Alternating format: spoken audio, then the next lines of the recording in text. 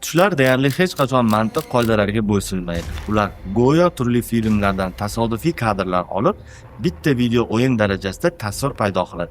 Bir lahzada bolalik hovlisidasiz, keyingi soniyada esa begona shaharda qochyapsiz. Savol tug'iladi, nega miya bunday qiladi? Neyrobiolog Alan Hobson tushlarini shunday ta'riflaydi. Tushlar bu miyaning o'ziga aytib beradigan hikoyalaridir. Ilmiy nuqtai nazardan qaraganda, tush bu shunchaki fantaziya emas. Bu asosan REM uyqu bosqichida paydo bo'ladi. Bu paytda miya juda faol bo'ladi va shu sababli tushlar mantiqsiz, lekin nihoyatda jonli ko'rinadi.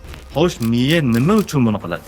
Birinchisi xotirani mustahkamlash. Tadqiqotlar shuni ko'rsatdiki, tushlar kun davomida o'rganilgan ma'lumotlarni tartibga solishga yordam beradi. Ikkinchisi hissiyotlarni qayta ishlash. Tushlar bu ruhiy detoks.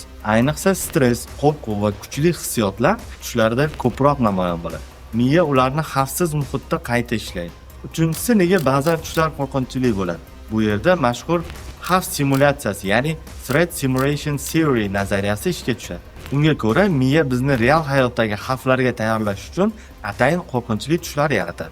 Shunday qilib, tushlar shunchaki tasodifiy tasvirlar yig'indisi emas. Ular miyaning murakkab faoliyatining bir qismidir. Shunday ekan, keyingi safar g'alati yoki qo'rqinchli tush ko'rsangiz, uni shunchaki tasodif deb qabul qilmang. Shunchaki miyangizni siz bilan suhbatiga qo'yib bering.